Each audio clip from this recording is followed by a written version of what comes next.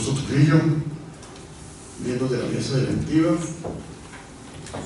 señores abogados y abogadas, agradezco a la Academia de Jurisprudencia por esta oportunidad para presentar unas ideas como economista que soy, intercambiando mis puntos de vista con los abogados.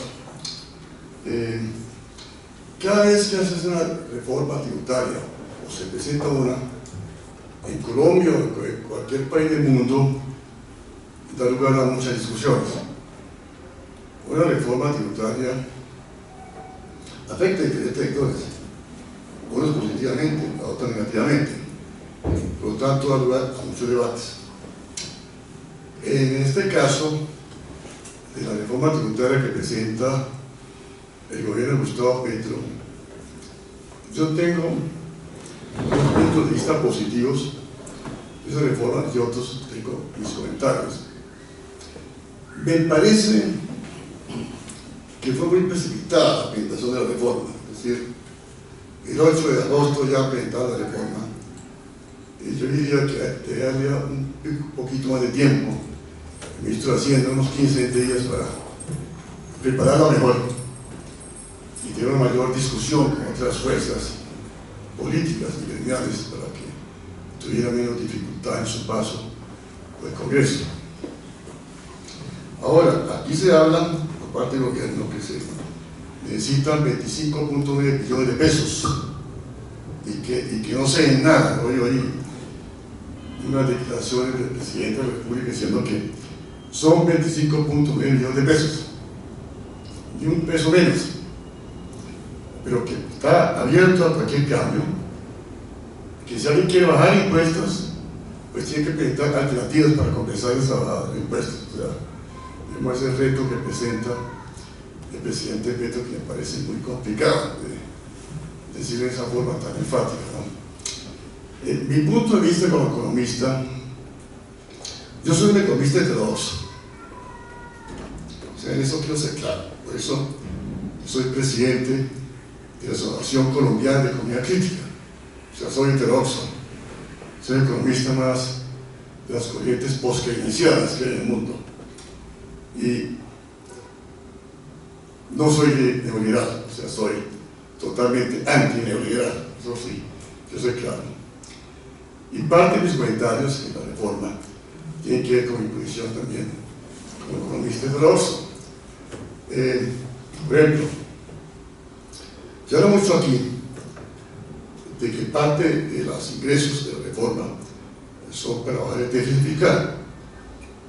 Lo mismo se dice en Chile, ¿no? En Chile, por ejemplo, en el gobierno de Gabriel Boric, el ministro de Hacienda es un miembro del Partido Socialista, que es la gerente del Banco Central neoliberal, así como su ministro de Relaciones Exteriores del Partido Socialista, que viene de la Secretaría General de Gobierno de Almagro, pues tiene una posición muy ortodoxa, ¿no? En la parte económica. Ya en Chile se dice que si se va a hacer un gasto, tiene que ver dónde le quitan, a dónde le meten ingresos, porque se dice hay que tener la sostenibilidad social, fiscal, ¿no? Eso es el lenguaje de los economistas ortodoxos. Nosotros, los heterodoxos, ¿dónde tenemos miedo al papel fiscal? Nosotros estamos en contra del mito fiscal y el mito del endeudamiento externo. Mire, hoy en Europa gastan todo lo que quieren, no piensen en el déficit fiscal. Mire, en Europa están subsidiando las tarifas de gas, están financiando las empresas energéticas que están quebrando, porque por las condiciones actuales de la guerra de Rusia contra Rusia, pues los precios de todo lo energético han subido y no nos pueden entregar directamente los ciudadanos, porque no se forman revueltas en Europa, ya por sí, ya hay manifestación en Europa. Entonces los gobiernos que han hecho financiar a los ciudadanos no permiten que son las tarifas que las financian las empresas. Las empresas que están quebrando por falta de recursos, pues está subsidiando el Estado y nadie piensa ya en la sostenibilidad fiscal. Si lo dicen, el primero es el interés de Europa, de la supervivencia, y creo el problema de la externa, porque prácticamente en muchos países del mundo ya el tema del déficit fiscal, que la meta es el 3, que 5, eso ya está pasando. ya prácticamente está superando, excepto en estos países como Colombia y Chile, que son los países donde más han predominado en el realismo en nuestro continente. Entonces, para mí la reforma tiene algunos aspectos positivos. Yo estoy de acuerdo en que hay que aumentar los ingresos, porque la carga tributaria en Colombia es baja, o sea, la carga tributaria, es decir, los ingresos que se reciben por impuestos como proporción del PIB es bajo en Colombia, 13 y 15%, no estoy seguro. Eso es bajo, en términos aún de América Latina. Ni podemos compararnos con los países europeos que tienen carga de 30, 35%, ¿no? Entonces es muy baja, entonces es muy difícil hacer una serie de obras que necesitan, por ejemplo, resolver problemas de desigualdad de ingresos, ¿no? Para eso que es una reforma tributaria por ingresos del Estado, para resolver problemas de justicia social, para mejorar la distribución de ingresos, para poder crear una buena infraestructura, tener una buena justicia, tener buenos sistemas de salud, de vivienda, un buen sistema de educación, de investigación. A eso se necesita recursos. Sin recursos no se puede hacer nada. Y también los estudios muestran la inequidad que hay, porque una cosa son las tarifas nominales y otra son las reales. Usted puede tener tarifas de 35% para empresas, pero la realidad lo pagan es muy bajo. La realidad, todos los estudios que yo conozco, economistas que han hecho sobre cuánto realmente pagan las empresas, es mínimo. La realidad, con respecto al 35% o con otros impuestos, no salen así que es el 35%. Yo estoy de acuerdo en bajar los impuestos a las utilidades de la empresa de 35% a 30%, por ejemplo. Si se evita toda esa evasión, hay margen para poder bajar los impuestos de utilidades de las empresas. Entonces, en ese sentido, bueno, y en este momento, en esta reforma tributaria, no cambian ese impuesto de utilidades, pero sí aumentan, o sea, le quitan una serie de excepciones y subsidios a las empresas, o ciertos pagos que no tienen sentido. O sea, yo no es que esté en contra, como norma general, hacer subsidios o exenciones, porque uno puede decir, quiero promover de determinada industria, yo exenciones o ciertos subsidios, pero con compromisos. Yo le voy a hacer subsidios, como han hecho otros países, como en Corea, por ejemplo. Le doy subsidio a usted, pero usted me tiene que mejorar su eficiencia y aumentar la exportación en un periodo de tiempo. Si no lo hace, se acaban los subsidios. Por ejemplo, yo estoy de acuerdo. Pero, por ejemplo, hay ciertos gastos que hacen las empresas, que muestran los estudios, que financian realmente a sus accionistas o a sus dueños. Empresas que pagan las cuotas de cruel de sus dueños, cuotas de todo, ganos de choferes. Miren, eso hay que acabarlo. No se puede permitir que las empresas utilicen para financiar a sus dueños con cuotas de salud, viajes, una cantidad de cosas, que es una forma de quitarle plata al Estado, o se disminuyen las utilidades de las empresas. Por lo tanto, eso hay que quitarlo. Yo lo estaba proponiendo de reforma. No es fácil hacer eso, que no es fácil, ¿no? Y una serie de excepciones que están quitando, en eso estoy de acuerdo.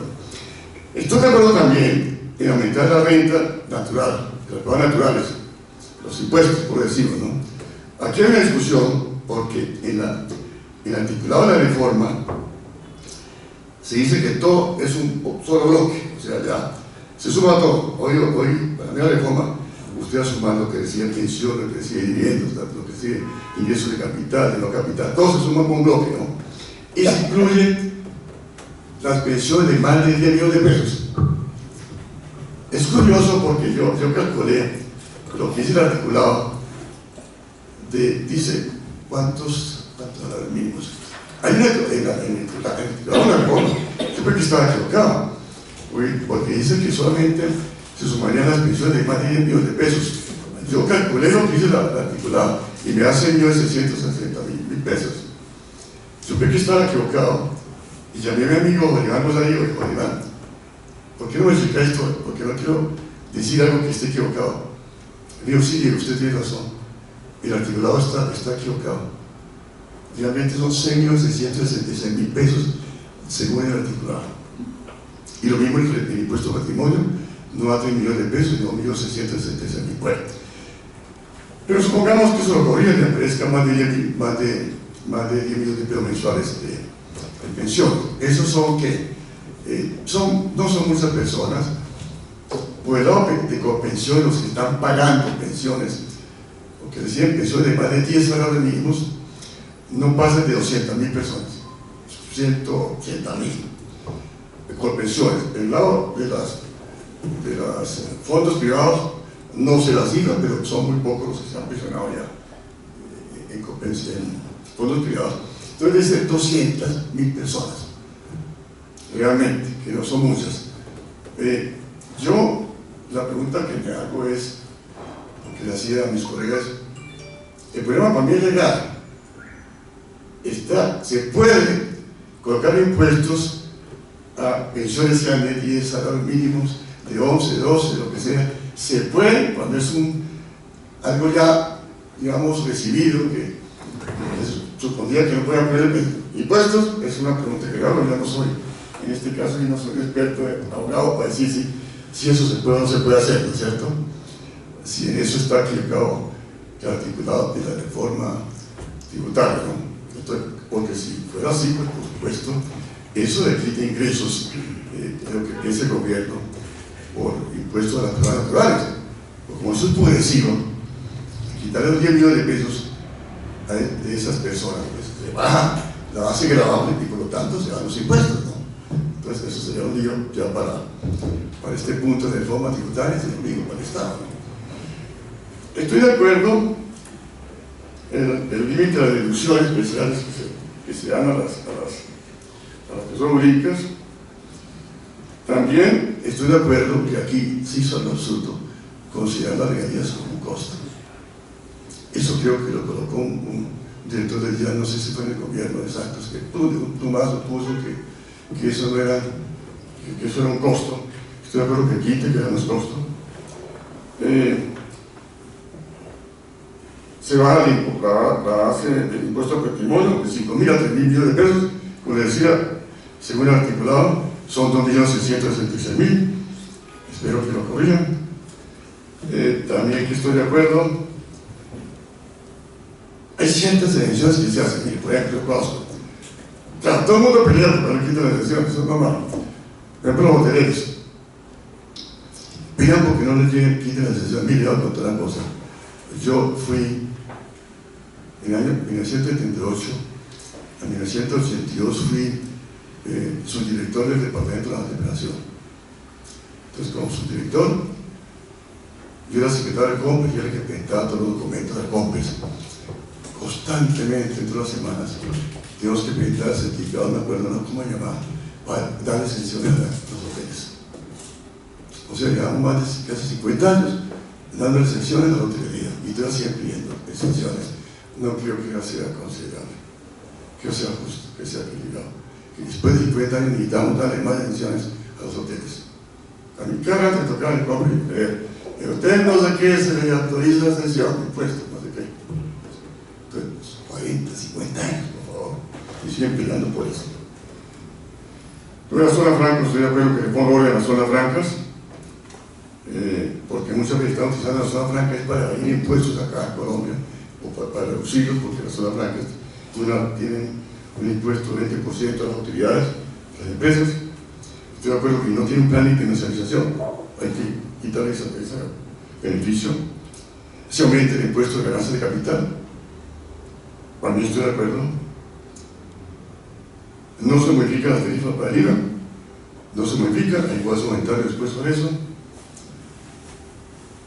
Claro, aquí se aumenta el impuesto a alimentos distribuidos. Claro, aquí viene otra discusión, porque la discusión puede ser no solamente el impuesto a las utilidades que reciben las personas naturales de 15 al 35%, sino 15 a 20%. Hay discusiones aquí en cuanto a lo grave, ¿no? Subo el impuesto por encima de 15 al 20, al 25%. Todo eso es discutible y yo creo que eso es parte de lo que debe negociar un gobierno, ese tipo de puntos, ¿no? Pero hay algo que me preocupa a mí, la reforma, que es que se favorece en situaciones de mercado. Estoy muy de acuerdo con la ideología ortodoxa que todo cree que se puede resolver por el mercado y que creen que el mercado lo resuelve todo y que no hay tiene oportunidades. Lo que uno puede hacer es colocar normativas, se prohíbe tal cosa, punto. Por ejemplo, ponen el impuesto de las viviendas separadas. Por supuesto, es claramente conocido, no se puede discutir, la ciencia lo dice, el azúcar hace daño para la salud, está claro. Que por lo tanto hay que ver qué se hace para que no se consuma tanto azúcar, ¿no? O sea, la mayoría de los países han colocado impuestos a las bebidas azucaradas. No se cae el consumo, o sea, no se acaba el consumo no se acaba. Todos los estudios que se han hecho muestran que el consumo se reduce un poco, depende del país. El consumo de la bebida azucarada fue máximo en algunos países, se redució un 30%, 20%. Digamos, sí, eso es bueno porque por una parte la población se favoreció al disminuir su consumo de bebidas azucaradas, ¿no es cierto? Yo tengo otra solución, digo, oiga, pues si hay, eso está dividido por fracciones, ¿no? Por miligramos, o sea, aquí vienen gramos, de 0,4 gramos por 100 miligramos, de 4 a 8 gramos por 100 miligramos y más de 8 gramos. Entonces yo digo, mire, pongámoslo mejor, prohibamos simplemente las bebidas que tengan más de 8 gramos por 100 mililitros, prohibidas, punto. Porque así sí desaparecen totalmente. Y el resto, que tienen menos contenido de azúcar, pues dejémoslos sobre impuestos, ¿no? Aquí es un problema, un conflicto de intereses también.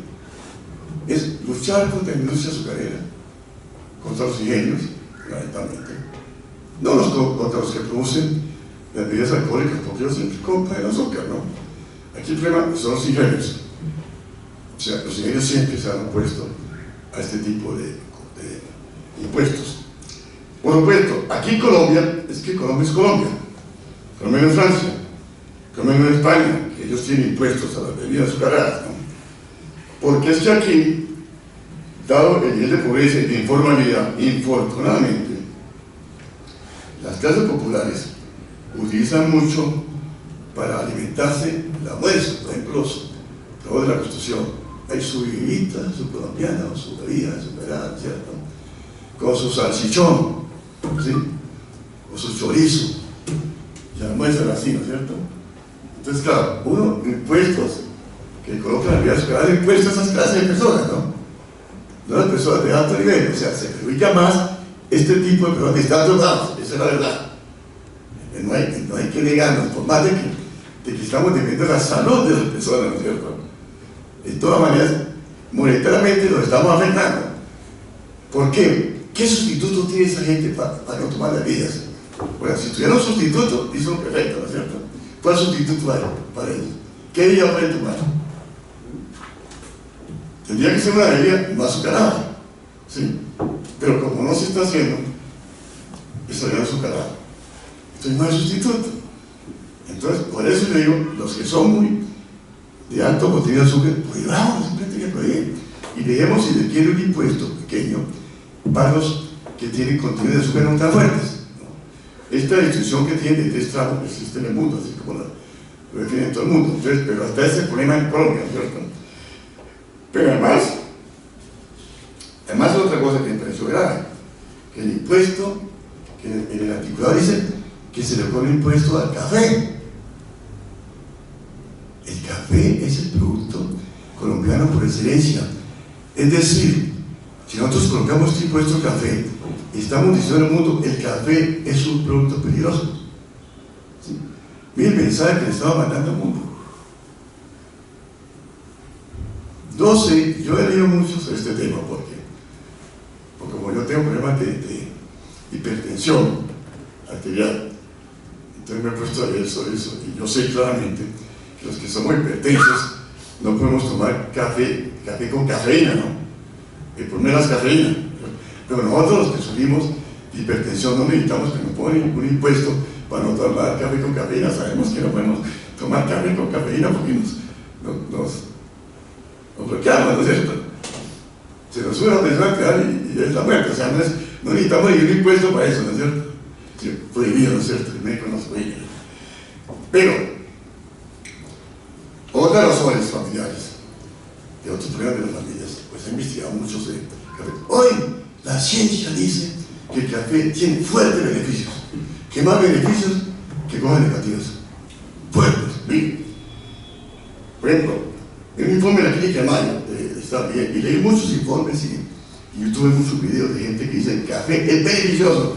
¿Cómo dicen? Ustedes tomar café 3-4 tazas por día. Dice, más de 4 puede ser dañino. ¿Pero por qué dice que bueno? Mire, dice la clínica Mayo.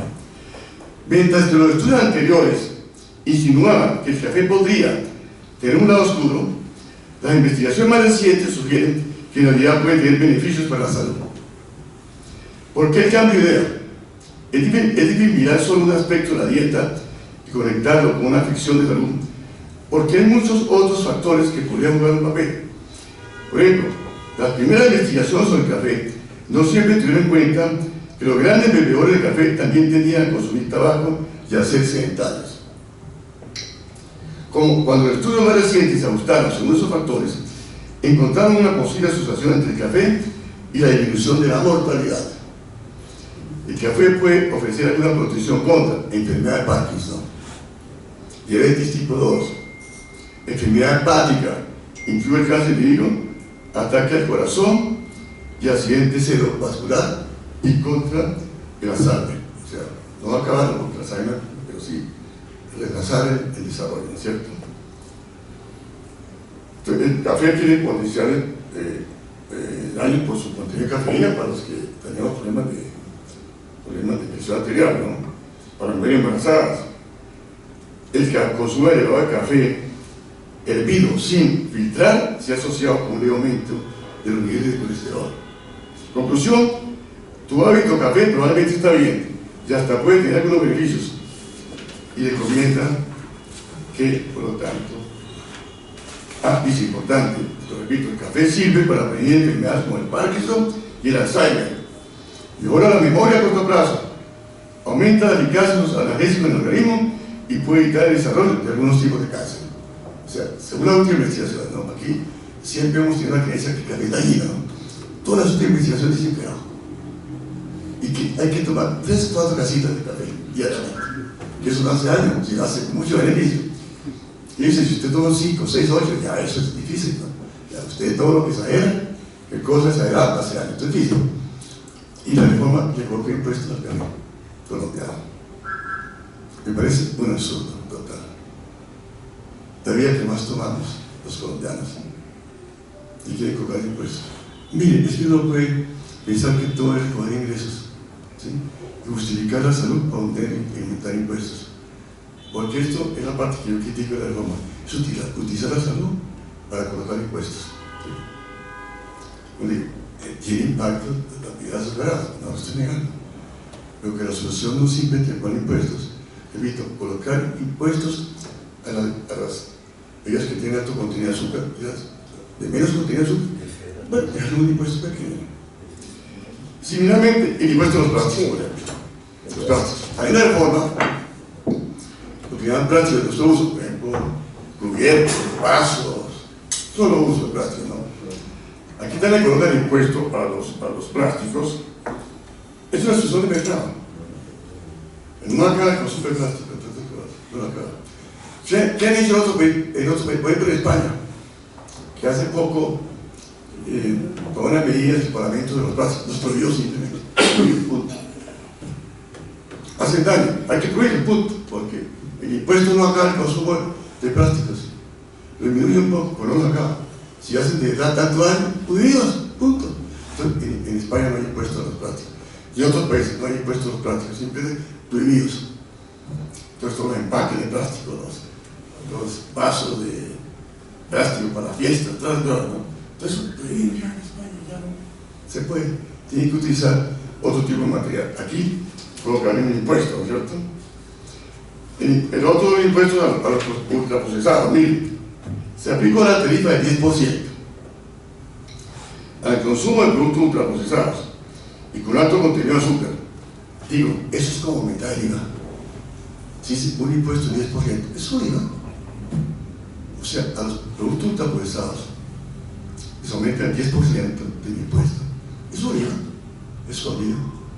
No se llama IVA, pero es un IVA. Y cierto modo es un IVA, no se aumenta.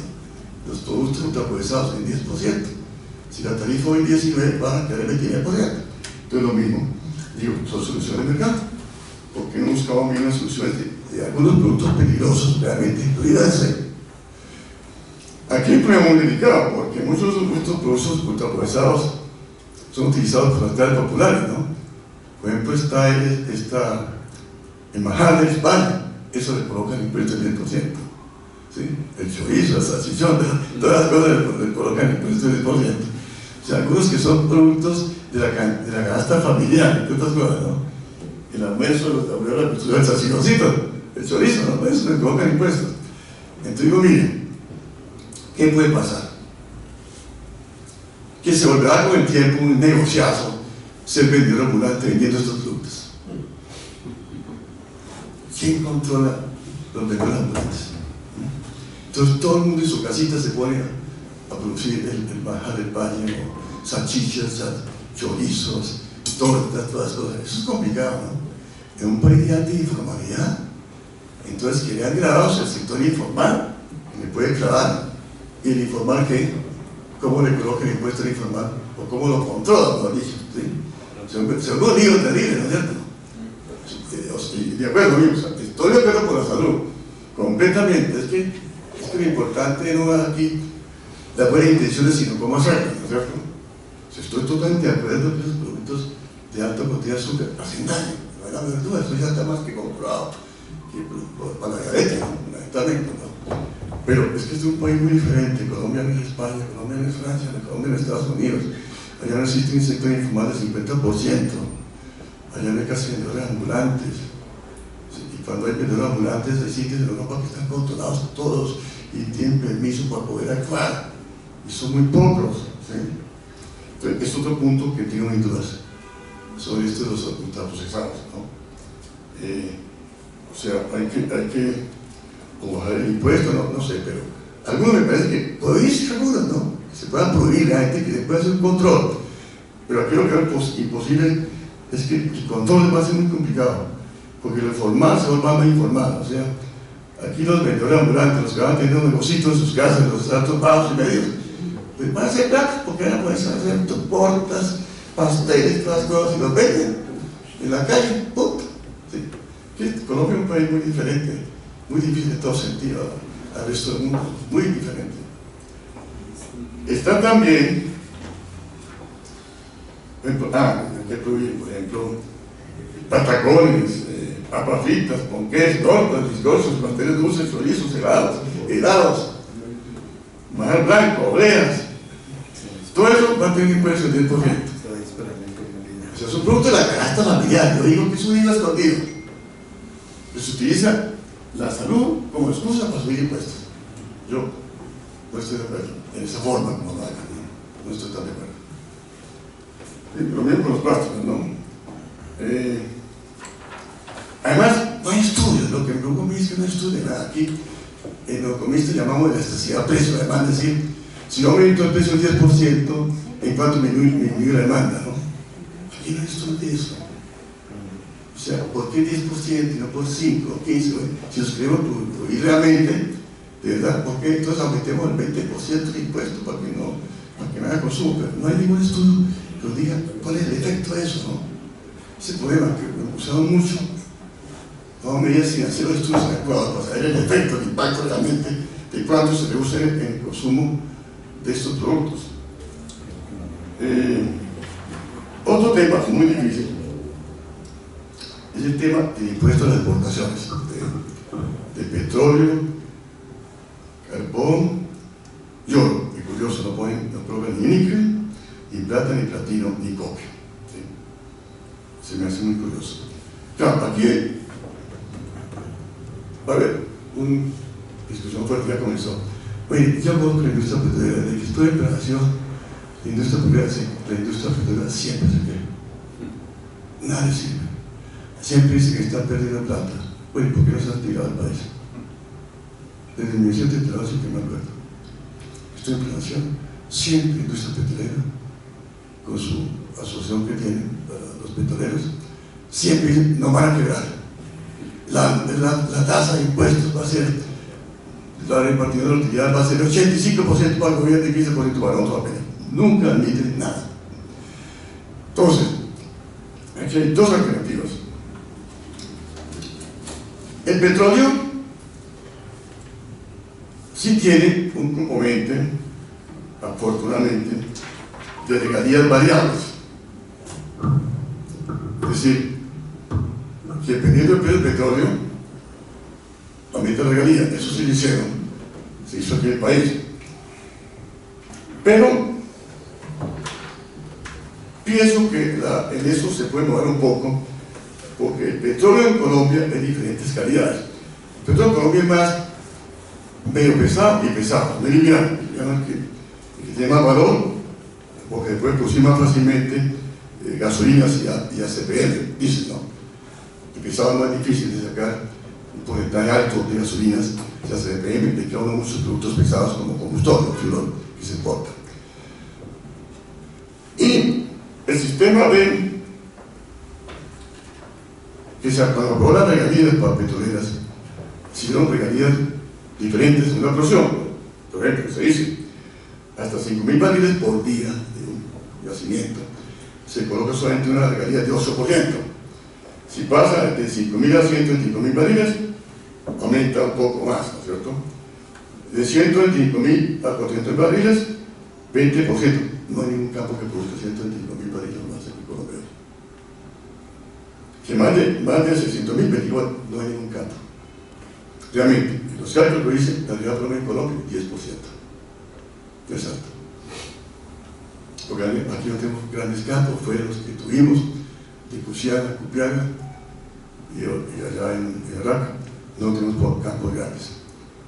La tradición colombiana es de pozos pequeños y medianos, que se cuenten, yacimientos pequeños y medianos. Entonces, realmente la regalía es 10%, no es muy alto. Pero bien, hicieron un cambio, que me pareció bien lo que hicieron, que trataron de colocar, quitar una ganancia extraordinaria a los petroleros de acuerdo con el valor del petróleo a nivel internacional, entonces inicial. Entonces, pero ellos colocaron, que lo hicieron bien, de acuerdo al grado del petróleo, es decir, si es pesado, mediano o liviano, eso lo hicieron bien. Pero, y colocaron unos valores máximos a cual aumentaba quitaba parte de la ganancia extraordinaria. Pero no fue suficiente. Hicieron que fue bueno, pero no es suficiente, no hay cambios tan fuertes después del petróleo. Lo que hace el articulado del gobierno es aumentar, coloca un valor de exportación de 10%, flat, y va para todo el mundo. Y digo, miren, aquí hay petróleo de diferente calidad, y entonces hay que distinguir esos petróleos de diferente calidad. ¿A partir de cuándo les colocamos el impuesto a las ganancias extraordinarias?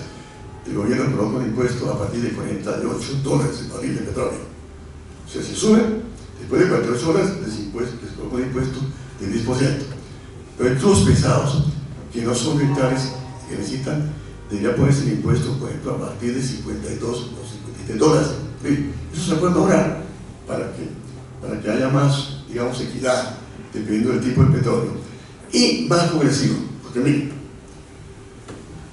supongamos un petróleo, el costo promedio hoy de sacar petróleo promedio es de $22 el barril en Colombia. Transportarlo, si se va a exportar, puede costarle $3-4 adicionales, digamos que sea $25-26 de costo para exportarlo. Hoy el petróleo sube a $100. Entonces, claro, yo no estoy diciendo que se coloque el impuesto después de 28 horas, sino más alto, porque depende de los crudos de petróleo. Entonces, si es pesado, debe ser a partir de 58 horas. Pero si es 58 horas hoy, un barril de crudo pesado, y el precio está en 100, o sea, hay una diferencia de $48, ¿no es cierto? Si colocamos un impuesto del 10%, no es que estamos quitándole mucho. O sea, parte fuerte, grande de la ganancia nacional se queda en el sector petrolero. Entonces, Mi propuesta es también impuestos progresivos. Si el petróleo aumenta de 50 a 60 dólares, pone 8%, si es de 60, 70, 10, 12%, así sucesivamente. Claro, es mi sugerencia, eso debe ser el resultado del estudio. Yo no puedo decir ahorita cuál sería el mejor nivel de poner impuestos, sino hay que hacer un estudio. Hay que hacer un estudio, digo que pareció que eso está muy improvisado, ¿no? Ese estudio es para hacerlo y el gobierno puede pedir más ingresos. Carbón. Carbón lo mismo. Mire, carbón me parece delicado, porque carbón, la tasa de calidad de oro y plata, la energía del oro es 4%. Pero vi que, y esto digo que no, que van a quitar el impuesto al exportador de oro, que porque era muy cobrado. O sea, eso me parece muy grave. No le diga que no puede cobrar impuestos sobre la calidad del oro, perdón, al oro, porque no puede cobrarlo, que porque la producción es más que todo ilegal. Yo no creo que un gobierno pueda decir eso. Primero coloco impuestos porque es muy difícil cobrarlo, porque como todo, la mayor parte de lo que produce ilegal, entonces no hay como controlar cómo cobrarlo, ¿no es cierto? Entonces decidieron que no se puede cobrar impuestos. No, me parece absurdo que como sé que el Estado no puede hacer el control de la minería ilegal del oro. El níquel tiene un impuesto del 9%, no le colocan valor impuesto a la exportación del níquel. El precio del níquel ha subido 6, 8 veces a nivel internacional. O sea, unas ganancias extraordinarias. No le coloca el coque. El coque ha aumentado de precio casi 8 veces, está en $600 exportable la tonelada de coque. Cuando antes estaba en $80. No tiene impuesto a las exportaciones. El impuesto del carbón se mantiene en 10%, pero lo mismo. El precio del carbón está en $600 la tonelada, cuando antes estaba en 40, 60, $70. Entonces hay una ganancia extraordinaria ahí. Un 10% me parece súper mínimo, muy pequeño. En eso no estoy de acuerdo. Y no le coloca el impuesto de exportación ni a la plata ni al platino. Eso es, digamos, mis observaciones para esa parte de las combustibles. Claro, hay otra alternativa que, en cuanto a los combustibles, que es aumentar las regalías.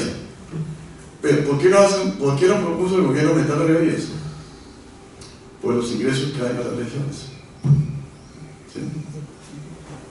Mientras yo les coloco las exportaciones, ingresos que cae el gobierno central. Entonces, pero si lo coloco, yo si aumento las regalías, ese aumento va a las regiones, a los departamentos, a los municipios. ¿Sí? Y las regiones se quedan mucho, que necesitan ingresos, ¿no es cierto? Yo no sé si se han dado cuenta el gobernador y los alcaldes de este truco que está haciendo el gobierno. Está bien poner impuestos a las exportaciones sociales, muchas partes, yo no estoy en contra de eso. Digo que en Colombia eso, la otra alternativa es aumentar las regalías, aumentar un poco las regalías y parte, como es por el valor de la exportación, ¿no es cierto? Pero con el gobierno que la plata es para el gobierno central. En medida que usted aumentara los impuestos a regalías, esa plata le cae a los departamentos de los municipios y por lo tanto se le reducen los ingresos para el gobierno central. Pero el gobierno no puede aceptar eso, porque dice, necesitamos 25.9 millones de pesos, ¿listo? ¿Cierto? Ese es el problema, ¿no? Dice, si aumenta regalías, lo mismo pagaría si aumenta regalías al carbón. Por supuesto, ya salió el sector privado a decir que van a quedarnos, que no van a invertir, que se va a ir la inversión en Colombia. Nunca se va a ir en Colombia la inversión. Siempre han estado con la cuenta. Siempre el gobierno conoce. En todas partes del mundo dicen eso. Esta empresa nunca admite nada. Y tiene sus agentes para que sigan documentos y artículos defendiéndolos. Pero el gobierno, en esto como atacan a ellos, mostrarle, fíjate, llaman las cuentas. Entonces, si ustedes dicen que lo estamos, que ustedes van a tener, que ustedes la repartición de utilidad va a ser 85% para ustedes, para el gobierno, y 15% para los otros, claro, eso será muy bueno, si fuera eso cierto, ¿cierto? Muéstrame los cálculos, maestro. Muéstrelos. ¿Cómo son sus cálculos? Y bien discutimos, ¿verdad? O sea, eso se puede hacer, yo lo hice en el pasado. A mí me invitó el señor de los defensores de los petroleros a su oficina a discutir este tema. Y fui a discutir, punto. Sin miedo, ¿no? Él me echaba unos cuentos y le decía, no estoy de acuerdo con eso, por esto y por esto, punto. Eso es lo que hay que hacer con ellos, porque uno no puede dar la sensación que estamos sacando plata que no es, porque eso es hacer mal y mal. Por fuera del país eso no se puede permitir. Entonces uno tiene que tener los argumentos y los estudios serios, ¿no?, para poder contrarrestar esas ideas, ¿no? Y lo mismo, las empresas están diciendo, van a expropiarnos a las empresas, están aumentando el salario de impuestos. Miren, todo el mundo, todos los estudios han estado de acuerdo a quitar las exenciones y los beneficios que no tienen sentido en las empresas. No es cierto el impuesto, una cosa de impuestos formales y otros de impuestos reales. Hay muchos estudios de economistas, de Jorge Garay, de Jairo Villabona, todos han mostrado, con base en cuentas de la DIAN, cuánto realmente pagan las empresas de impuestos. Son bajísimos los impuestos, no tiene nada que ver con el 35%. Pero si fuera así, no hay que inventarle nada. Antes habría que bajar los impuestos. Como digo, yo estoy de acuerdo que si no pudiera bajar los impuestos de 35% a 30%. O sea, pero a cambio de que se paguen realmente los impuestos, que se buscan estas exenciones, estos subsidios. Claro, hay mucha evasión. Otro es, sí, es muy fácil decir, eliminó la evasión, ¿no es cierto? Llevamos 200 años no más, desde la colonia, aquí no hace sino hay impuestos, por los mismos españoles habían impuestos en Colombia, así que tenemos una tradición de 400 años de haber impuestos en Colombia, ¿no? Eso lo vamos a cambiar en 4 años, de reducir los impuestos. Cuando llevamos una historia de 400 años, está en el ADN colombiano, está el haber impuestos. Eso es muy fácil decir, vamos a reducir la evasión de impuestos. Háganlo, a ver qué pasa. ¿Sí?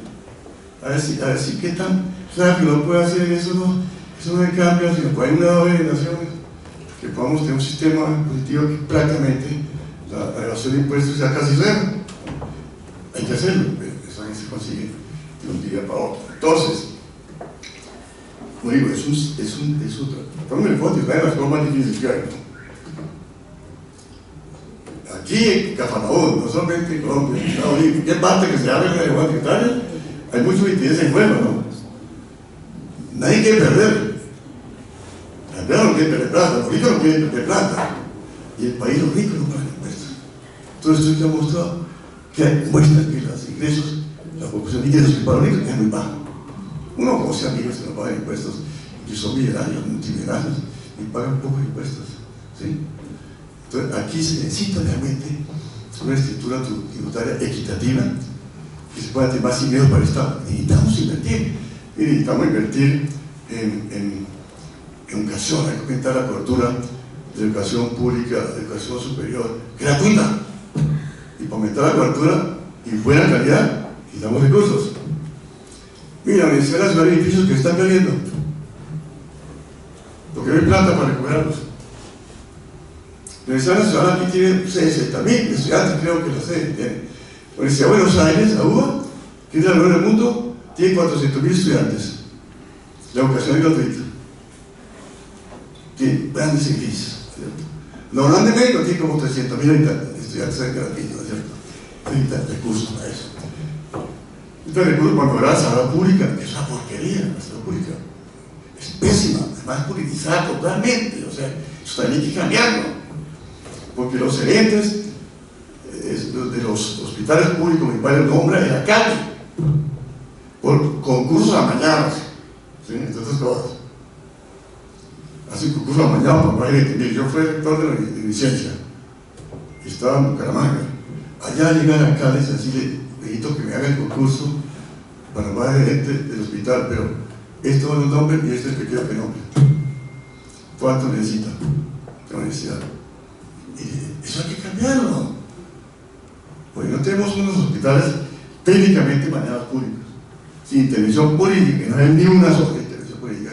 Pero no podemos mejorar la educación pública, la salud pública, por más que necesitamos plata por el arroz, ¿no es cierto?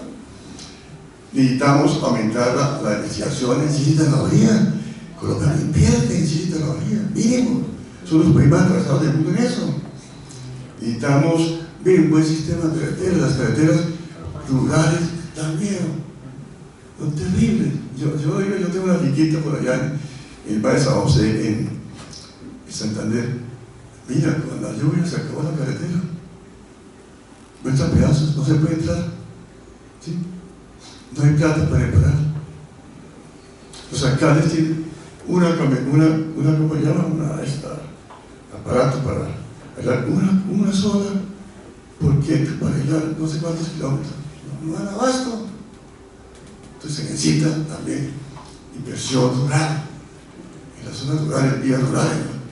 Necesitamos muchas cosas, necesitamos un transporte público masivo en grandes ciudades, precisamente para buena calidad de servicio público y para disminuir el consumo de energía. Necesitamos metros en las grandes ciudades, necesitamos metros en Bogotá, atrasados 100 años, necesitamos metros en Cali, necesitamos metros en Bucaramanga, en las grandes ciudades de ya metro en Colombia. Necesitamos mejorar nuestra red férrea, que construir una red férrea realmente, ¿verdad?, en el país, en todas partes donde se pueda, porque eso disminuye el consumo de combustibles. Tenemos que volver las redes fluviales, la construcción en la colonia, hay una gran red fluvial. Bueno, necesitamos las redes fluviales que mira poco. Pues, entonces, esto es lo que quería decirle a ustedes, sobre un tema tan difícil. Pues no fui específico a muchas cosas, porque es muy complicado. Yo quería, de todo, plantear las grandes líneas de lo que yo pienso, ¿no?, como economista ortodoxo, de lo que podría hacerse y de lo que las cosas que yo positivas como las cosas que yo negativas, que como siempre nos apresuramos en el país a todo y no hacemos el estudio necesario. Y repito, debe ser un mes más en esto haciendo todos los estudios serios para precisamente contrarrestar todas las críticas que se hacen y que se están haciendo. Pero bueno, es necesario, requerimos una reforma tributaria. Se dicen todos los organismos, algunos tradicionales, todos dicen hay que hacer una reforma tributaria, y muchos marcan estos puntos que yo he mencionado en la parte de los impuestos de las personas naturales y los impuestos a las personas jurídicas, ¿no? Eso es lo que quería decir, y muchas gracias por la atención. Recaudar cerca de 24 billones de pesos, 8.1 como se dice en la exposición de motivos del proyecto de ley, grabando al trabajo, 8.1 billones, 12.1 billones grabando en mayor grado a las personas jurídicas, y en impuestos al consumo 4.1 billones. Ese es básicamente.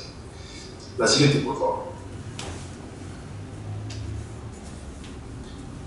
Como referente importante para lo que voy a comentar, creo necesario pues contarles a ustedes el PIB total, o sea, el Producto Interno Bruto total en Colombia en el año 2021 fue 1.200 billones de pesos, el que llaman PIB real, es decir, el PIB en función de la producción, el aumento de la producción efectiva de bienes y servicios, y es el que normalmente obra como referente para las cifras y porcentajes que voy a tratar más adelante.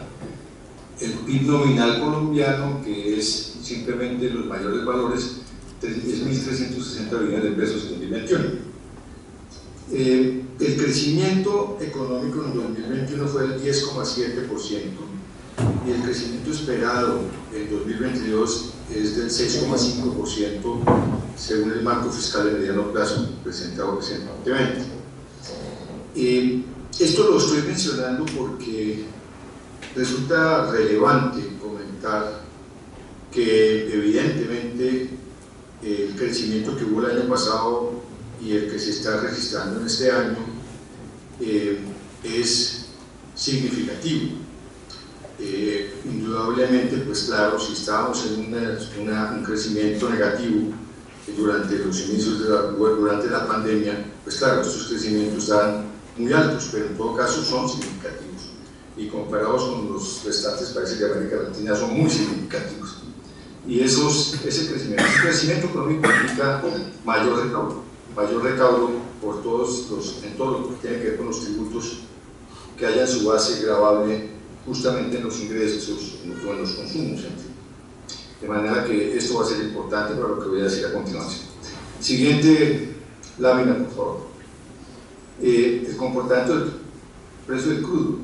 En 2020 el precio del crudo era $43 el barril, en 2021 subió a 71 y en 2022 está en $100 el barril.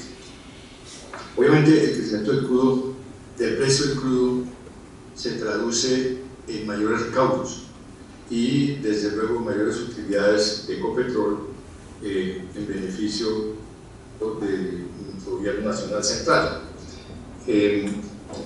Estamos viviendo un auge en el precio del petróleo motivado por una serie de razones que no voy a mencionar, pero entre ellas desde luego las sanciones impuestas a Rusia por la invasión a Ucrania.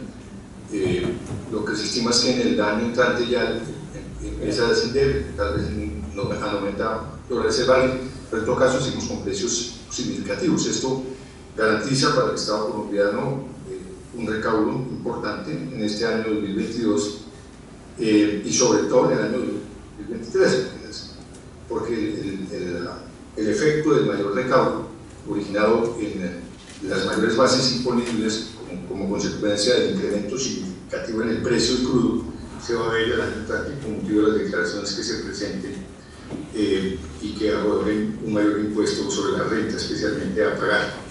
Siguiente lámina, por favor. El tema de la inflación es un tema complicado. En el año 2020 era el 1,6%, en el 2021 cerró con el 3%, en el 2022 lo que se ha estimado es que sería del 8,5%.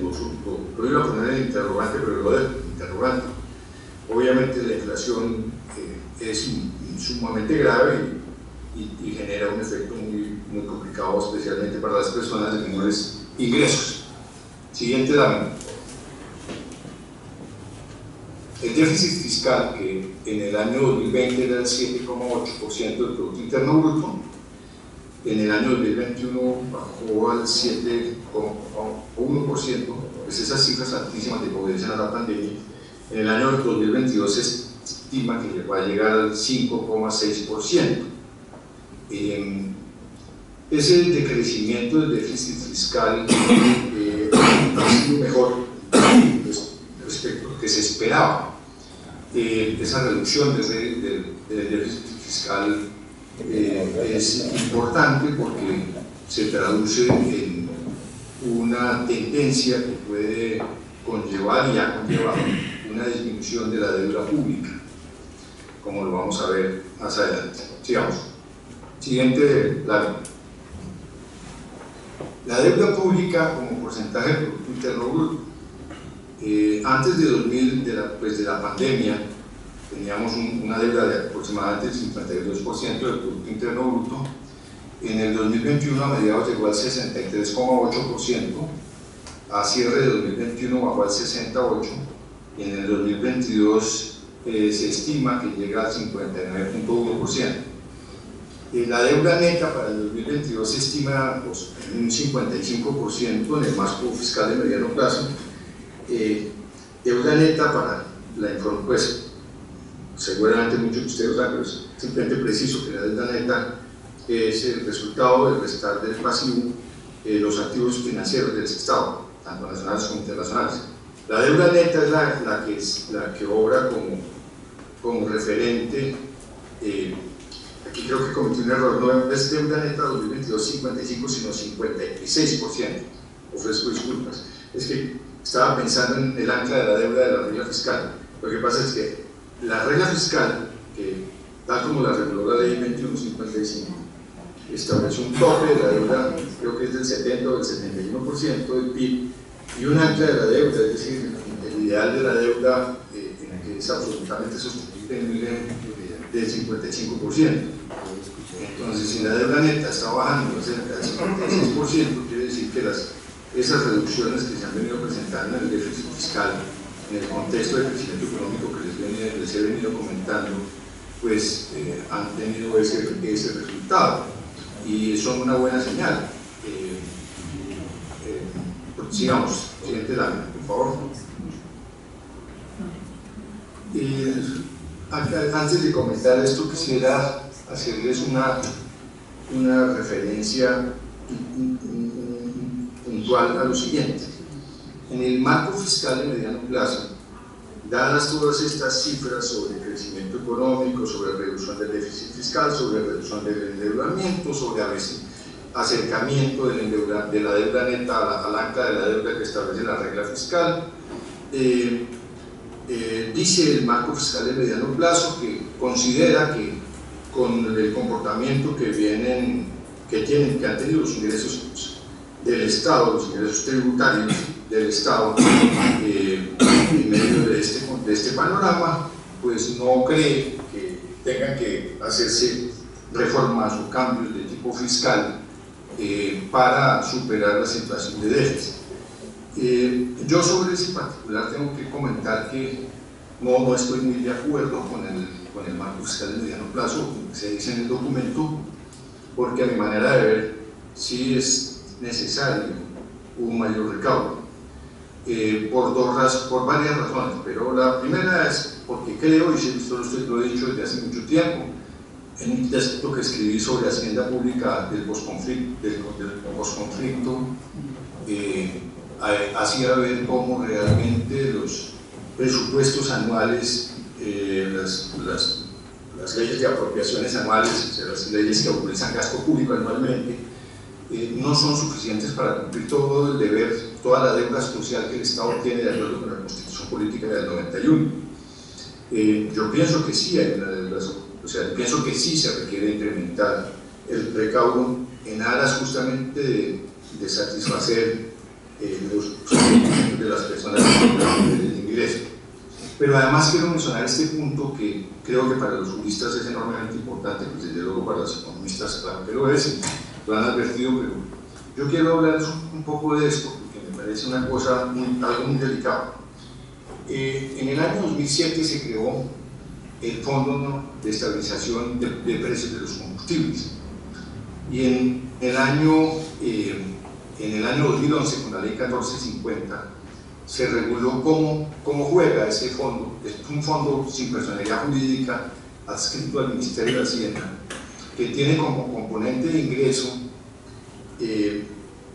lo que se llama algo así como participación porcentual. Les explico. La idea del fondo es comparar el precio internacional del crudo con el precio de referencia. El precio internacional del crudo lo calcula según el comportamiento del mercado el Ministerio de Hacienda, y el precio de referencia, que es el ingreso al productor, el precio que establece bajo control de precios el Ministerio de Minas, pues lo establece el Ministerio de Minas. Entonces, cuando el productor o el importador del crudo tiene un precio que es inferior al precio base o al precio internacional, tiene derecho a que el Fondo de Estabilización de Precios le sufrague una compensación. Y cuando el precio interno es superior, entonces tiene que pagar al Fondo de Estabilización de Precios una participación. Sin embargo, esa ley 1450 del 2011, el artículo 101, que es la ley del plan de desarrollo del 2011, fue acusada, fue demandada ante la Corte Constitucional, y la Corte Constitucional la declaró inexequible, argumentando que realmente decir que hay un precio de referencia que es fijado por el Ministerio de Minas no es fijar la base gradual, porque no hay parámetros legales precisos que garanticen que efectivamente eso que está haciendo el Ministerio corresponde a factores objetivos. De manera que por ese motivo la declaró inexequible, y advirtió, dijo, yo no es que esté hablando ni pretendiendo cuestionar el régimen actual de control de precios en esta materia por parte del Ministerio de Minas, pero lo que sí no puedo admitir sobre la Corte es que el precio de referencia se tome como punto a considerar para examinar si hay lugar o no al pago de la participación a favor del fondo. Y por eso la declaró inexequible, y eso llevó a una situación complicada, y es que entre los años 2013 y 2016 el fondo solamente tuvo obligaciones para pagar los efectos compensatorios cuando el precio interno era inferior al precio internacional, pero sin ingresos. Naturalmente eso fue generando un déficit fiscal, un déficit del fondo significativo. Después vino la ley 1819 de 2016, que estableció la contribución para fiscal a los combustibles, con lo cual ya el fondo tiene ingresos y tiene gasto. Ingreso cuando hay lugar a la participación, porque el precio interno es más alto que el precio internacional, y gasto cuando hay lugar a la compensación, porque el precio de referencia, el precio nacional, el precio interno, es inferior al precio internacional. Entonces, esa ley pues así lo estableció, pero luego vienen unas cosas, las situaciones calamitosas que han pasado, la problemática de la pandemia inicialmente, pero ahora pues en esa situación de la pandemia pues naturalmente hubo más y más compensación contra el fondo. Todo esto llevó, pese a que ahorita estamos en auge, pero llevó a un déficit estimado de 28 billones de pesos. 28 billones de pesos. Lo menciono para que ustedes vean, la reforma tributaria plantea 24 billones, el déficit estimado del Fondo de Estabilización de Precios de los Combustibles es 28 billones de pesos. Y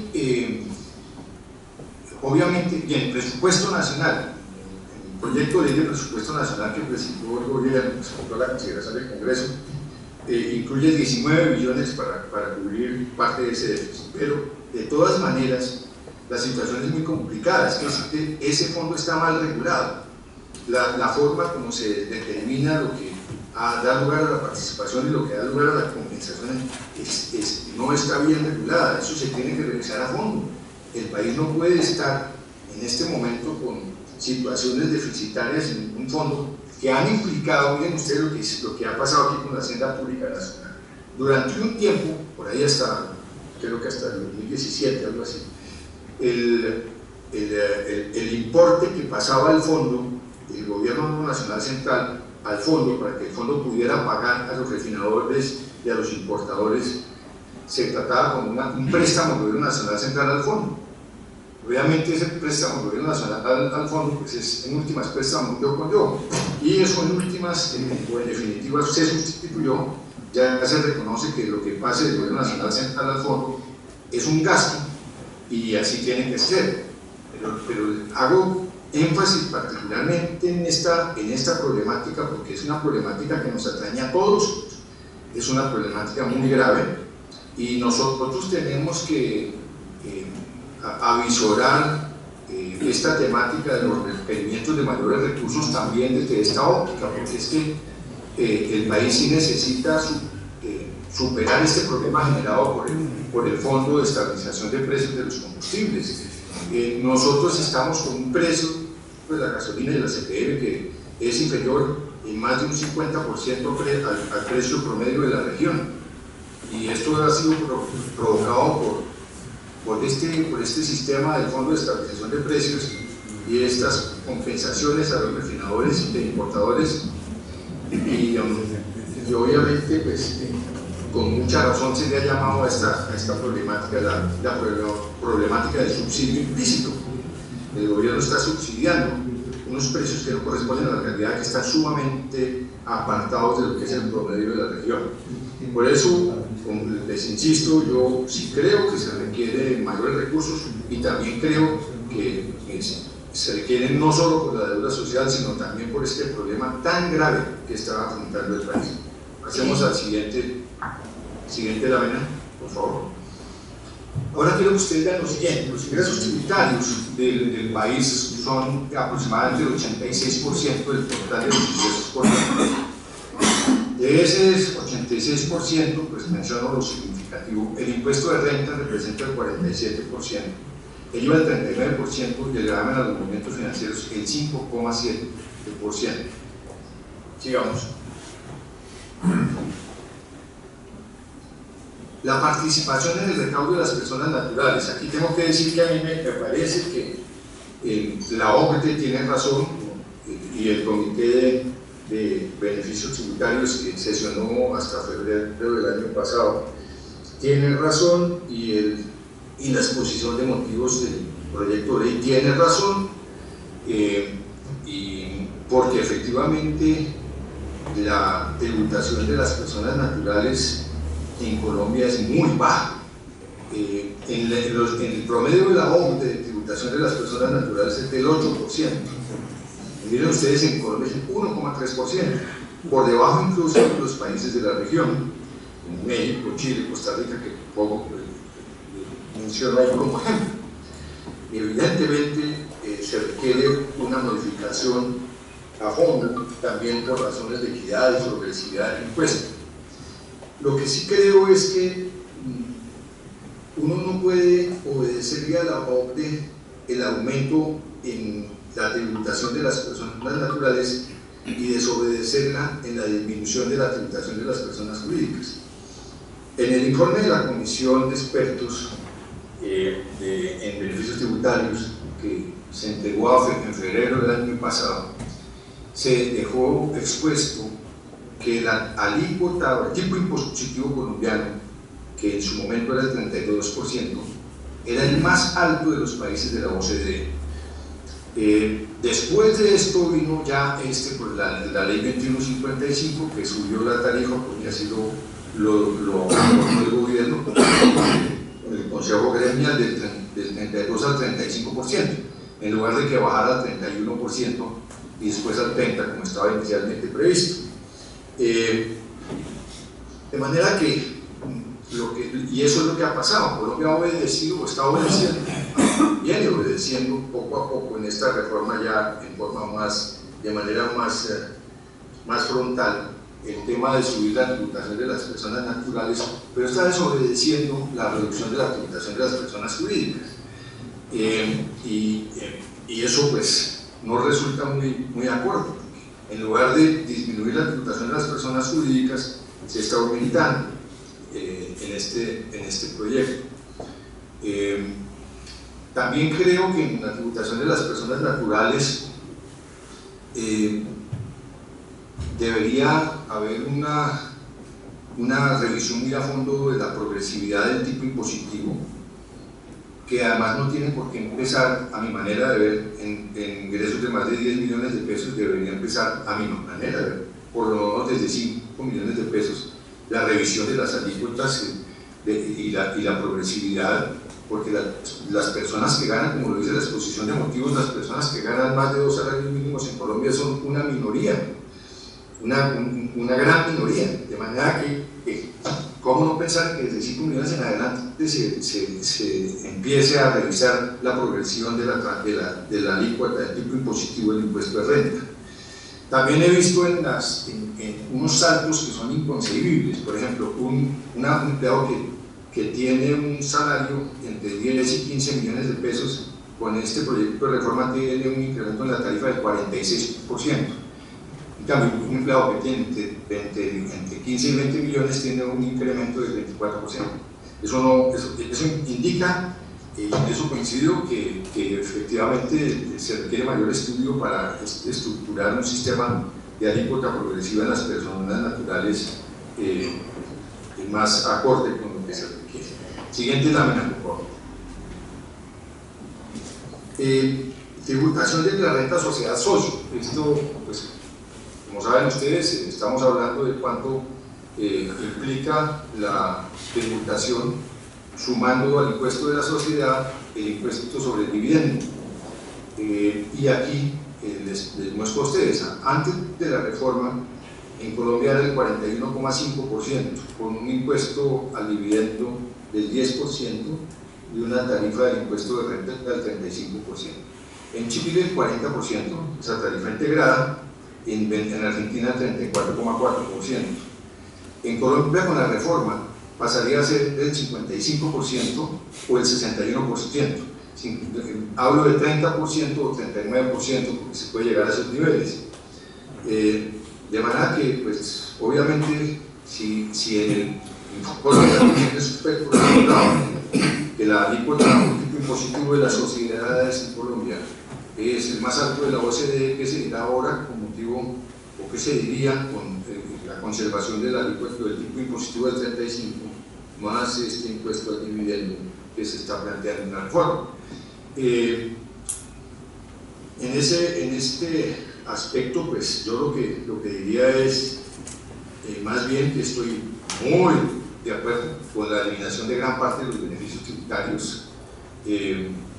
No todos, hay algunos que tienen que permanecer. Por ejemplo, yo creo que el tema de la industria editorial, pues, por ejemplo, tiene que ser revisado. Pero en fin, ese es un ejemplo que doy. Pero sí, en muy buena parte de esos beneficios tributarios tienen que ser disminuidos. Pero además hago hincapié en lo siguiente: cuando con la ley 2155 se estableció la tarifa del 35%, eso ni siquiera fue una iniciativa del gobierno ni del Congreso, fue una iniciativa de los empresarios en Colombia, que dijeron: vamos a colaborar con el Estado colombiano, en lugar de bajar la tarifa vamos a aceptar que se suban 3 puntos más respecto de lo que estamos pagando ahora, y obviamente con el objeto de ayudar a superar el problema gravísimo de la pandemia. Con lo cual, pues obviamente era una medida transitoria, temporal, mientras eso se superaba, pero como ustedes saben, pues, como se dice con frecuencia, no hay nada más permanente que un impuesto transitorio. Pasemos a la siguiente lámina. Quiero que ustedes vean la tributación de las sociedades en Europa y en Estados Unidos. En España es el 25%, en Italia es el 24%, en Estados Unidos el 21%, en Alemania entre el 30 y el 33%. Si uno mira el impuesto a los dividendos, en España hay unos tipos que pueden llegar hasta el 26%, en Italia hasta el 25%. Con esto yo lo que les quiero hacer ver es que, pues evidentemente, desde el punto de vista de la tarifa estamos con una alícuota mucho más alta incluso que los países céntricos, que llama Raúl Prebisch tan brillantemente en su obra El capitalismo perfecto. Siguiente, por favor. El gasto tributario, llamado expenditure tax, quiero que ustedes lo miren muy atentamente, porque de aquí es que viene lo que les voy a proponer al final.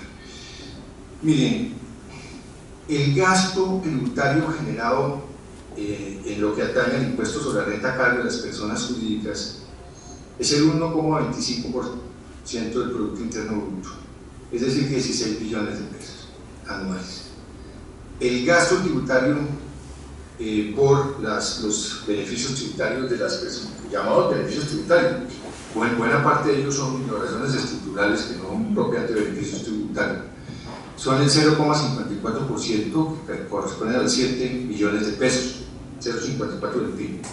El total del gasto tributario, el expenditure tax en el impuesto de renta, es el 1,8% del Producto Interno Bruto. Ahora miremos el IVA. El gasto tributario por la exclusión de bienes en el IVA es el 3,9%. El IVA, las exenciones en el IVA son del 1,3%, y la tarifa reducida del 5% es el 0,4% del PIB. Es decir, el IVA implica un gasto tributario del 5,8% del Producto Interno Bruto. Es decir, si ustedes miran lo que significa el gasto en el impuesto de renta versus el gasto en el IVA, pueden concluir fácilmente que es 3 veces más grande el gasto tributario en el IVA que en el impuesto sobre la renta. Obviamente, lo que se impone aquí, y fue lo que se concluyó en la comisión de expertos, en el informe que se entregó en el mes de febrero, es que hay que revisar a fondo las listas de bienes excluidos, la lista de bienes exentos y la lista de bienes grabados con el 5%. En alguna época, en 1974, con ocasión del decreto legislativo 1988 del 74, para la reforma López, se establecieron tarifas diferenciales de IVA, todas en un estudio serísimo de los índices de consumo de las diversas niveles de ingreso de las personas. y de manera que cada bien que resultaba en cada clasificación era porque obedecía a un estudio muy serio de esas canastas de consumo. Nosotros en Colombia venimos desde hace bastante tiempo llenando la lista de bienes excluidos o exentos o gravados con el 5% según los vaivenes de la situación política. No hay estudios serios, cuidadosos, que permitan establecer cuáles son los bienes que deben quedar exentos, cuáles estudios, cuáles gravados con el 5%. Además les comento de una manera muy puntual, espero que me haga entender, el sistema de exclusión del IVA es perverso y les voy a explicar por qué. Cuando la ley del IVA dice que un determinado bien está excluido del IVA, por ejemplo un medicamento, no genera IVA, quiere decir que quien vende el bien, el productor del bien, queda por fuera del régimen del IVA. Por lo tanto, no puede descontar los impuestos que le cobran sus proveedores de bienes y servicios. Al no poder restar contra el IVA, que no genera porque está por fuera del IVA, los IVAs que le cobran sus proveedores de bienes y servicios, solo tiene dos posibilidades. La primera es trasladarlos con el precio, y en todo caso, la segunda pues, es dejarla como mayor valor del costo de los bienes. Eso, miren ustedes lo perverso que es esto. Primero que todo, significa que los bienes que en Europa los llaman exentos equivocadamente, que no son exentos. En realidad no son exentos, son gravados, porque tienen un componente de IVA.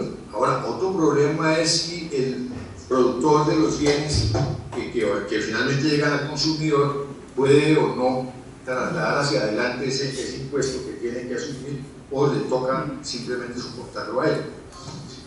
Pero lo más grave es en las importaciones de bienes. Cuando se importan bienes, resulta que el país que exporta los bienes le concede al exportador el derecho a la devolución de los impuestos que haya pagado a sus proveedores de bienes y servicios. Entonces el bien llega al circuito económico colombiano con tarifa cero, sin ningún componente de impuesto. En tanto que el productor nacional, al no poder prestar los impuestos repercutidos por sus proveedores de bienes y servicios, pues queda con un componente de impuesto, con lo cual queda en una situación de competitividad muy complicada. Es lo que se llama, o han llamado, el arancel negativo, porque es una cosa en beneficio de los exportadores del exterior e importadores acá, y en perjuicio de los productores nacionales. Eso es algo que ha llevado, yo lo he dicho insistentemente en muchas oportunidades, a plantear que se eliminen los bienes excluidos. Pero además no solo yo he dicho eso. En 2003, la decisión 599 de la Comisión de la Comunidad Andina, nosotros hacemos parte de la Comunidad Andina y estamos obligados a acatar lo que dispone la Comisión de la Comunidad Andina. Esa Comisión de la Comunidad Andina pidió un plazo, prohibió la lista, el régimen de bienes excluidos y servicios excluidos, dio un plazo para eso. Y además pues redujo sustantivamente cuáles serían los bienes y servicios que podrían ser materia de beneficio, y se hizo un estudio al respecto en torno a cuáles son verdaderamente los bienes y servicios que ameritan tener un tratamiento favorable. Y en cuanto a la tarifa reducida, la decisión 599, parece que pareciera que no la conocieran, pues que no la miraran. Esa decisión 599 exige que los países andinos no tengan una tarifa diferencial más baja del 30% de la tarifa general. Si el 30% del 19% es casi más o menos un 6%. De manera que no, todo esto lo menciono para que tengamos muy presente como contexto este tipo de cifras y consideraciones sobre lo que les voy a decir más adelante. Siguiente filmina, por favor. Miren ustedes, evidentemente, si eso es cierto, el porcentaje de recaudación los tributos por parte del Gobierno Nacional Central en Colombia es del 13%, en tanto que en otros países de América Latina es el 14.5%, y en la OCDE supera el 20%. El punto es, ¿por qué? Porque es que lo que no puede uno es decir como los recaudos son del 13% y deberían ser el 15, el 14,5, el 16%, entonces incrementemos la tarifa de la tributación de las sociedades y de las personas naturales en el impuesto de renta. Uno tiene que mirar por qué razón es que se presenta esa falencia en el recaudo, y la razón es nítida y clarísima. Miren ustedes, el potencial de recaudo del IVA, es decir, el total del consumo del país, ¿cuánto se puede recaudar en IVA? En Bolivia es el 75%, en Chile es el 65%, en Perú el 53%, en Argentina el 49%, en Uruguay el 46%, en Colombia el 39% y en México el 34%. Noten ustedes, nosotros estamos lejísimos de un potencial serio de recaudo de IVA. Pasemos a la siguiente filmina, por favor. Es lo mismo visto ya desde la óptica de lo que representa el IVA en los recaudos. En Chile es el 8,5% del PIB, en Argentina el 7,6%, en Brasil el 7%, en la OCDE el 6,8%, en América Latina el 6%, en Colombia el 4,2% y en México el 3,9%. Colombia podría ser un joint venture con México. Hay cómo solucionar estos problemas, que son niveles de recaudo perfectamente lejanos de lo que debería ser, y esto explica la situación que están registrando los recaudos tributarios en estos países. Con estas consideraciones paso a comentarles, creo que ya no hay más, a comentarles qué es lo que quería dejarles como un mensaje acá el día de hoy. Uno, sí necesitamos mayores recaudos tributarios para satisfacer la deuda social y para solucionar ese problema del subsidio implícito del Fondo de Estabilización de Precios de los Combustibles. Dos, sí necesitamos incrementar la tarifa y el tratamiento impositivo de las personas naturales, pero no a partir de 10 millones ni con las estructuras de tarifas progresivas que se están planteando en el proyecto. Tres, necesitamos reducir la tarifa de impuestos sobre la renta de las sociedades a unos niveles competitivos. Nosotros no podemos tener unas tarifas que no son competitivas a nivel de países pares.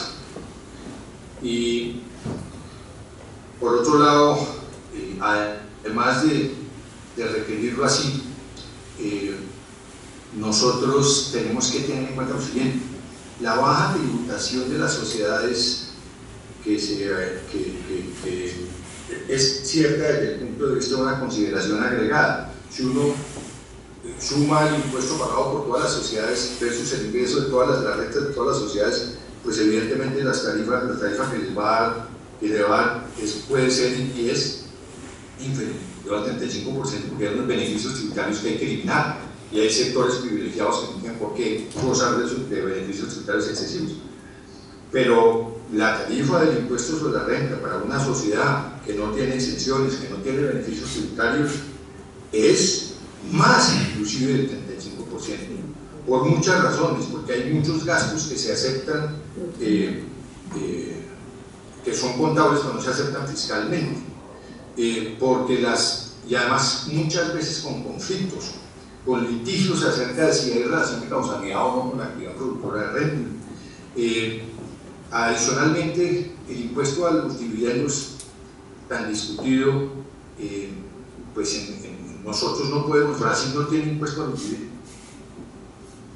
No podemos competir, por ejemplo, entre países en América Latina que tienen impuesto del 5% a los dividendos, 10% a los dividendos. ¿Cómo vamos a tener un impuesto que puede ser hasta el 30%, de los inversionistas de capital exterior, bueno, los inversionistas de dinero aquí en Colombia, entre el 30 al 39%, unas retenciones del 20%, en fin, yo creo que el impuesto sobre las sociedades no puede ser considerado al alza sino a la baja. Si se sube el recaudo será porque se eliminan sustantivamente los beneficios tributarios.